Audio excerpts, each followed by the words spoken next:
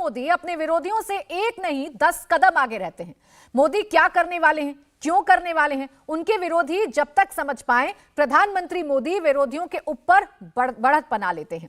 अब राहुल गांधी जो न्याय यात्रा निकालने वाले हैं, बहुत से लोगों को पता ही नहीं होगा कि प्रधानमंत्री मोदी 1987 में ही गुजरात में कांग्रेस की सरकार के खिलाफ न्याय यात्रा निकाल चुके हैं।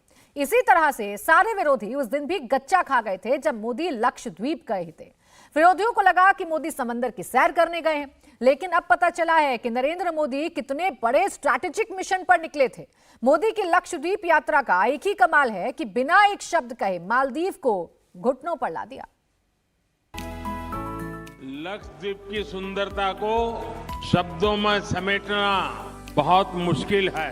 जो लोग दुनिया के अलग अलग देशों के द्वीपों को देखने जाना चाहते हैं, वहां के समंदर से अभिभूत है, उनसे मेरा आग्रह है कि वो पहले लक्षद्वीप आकर जरूर देखें।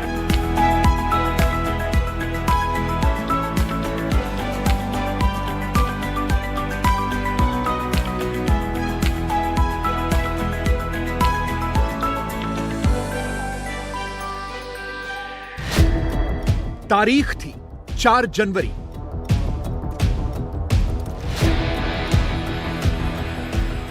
जगह थी दिल्ली से 2125 किलोमीटर दूर लक्षद्वीप।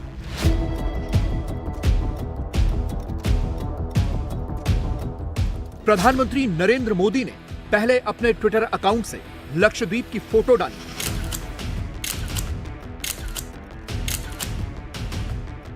और फिर वीडियो पोस्ट किया जिसमें प्रधानमंत्री मोदी लक्षद्वीप के समंदर में तैर रहे थे।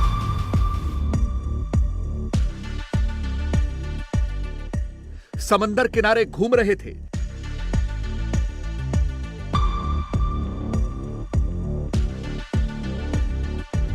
बीच पर कुर्सी लगाकर बैठे हुए थे।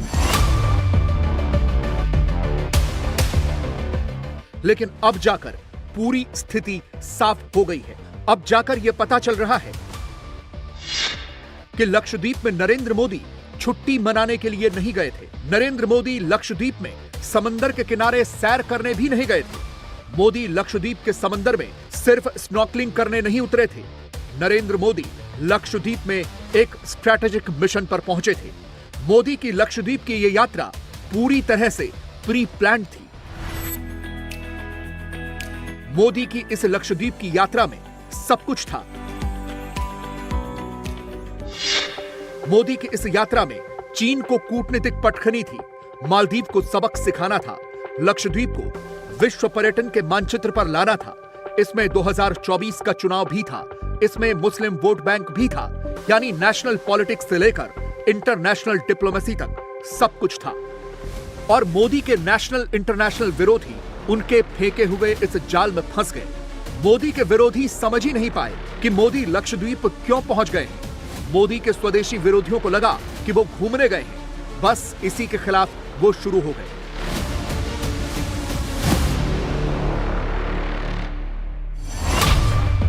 मोदी की इन तस्वीरों पर देखिए क्या क्या नहीं लिखा गया।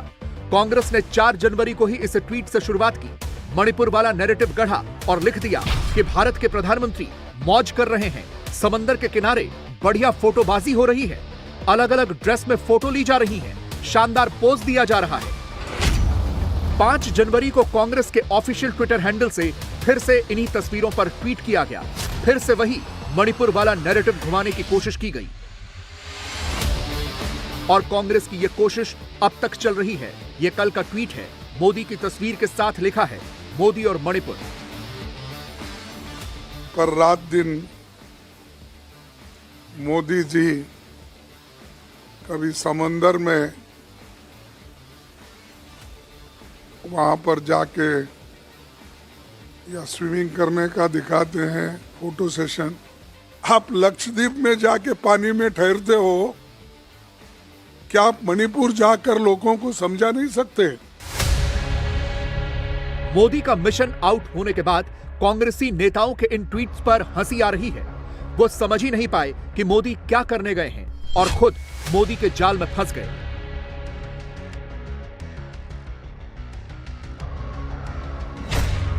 जैसे कि सुप्रिया श्रीनेत, जिन्होंने मोदी का विरोध और राहुल गांधी की तारीफ एक ही ट्वीट में कर दी। लिखा, एक वो है गहरे समंदर में बिना पलक झपकाए कूद गए, एक ये है जो समुद्र के किनारे लाइफ जैकेट पहने हुए हैं।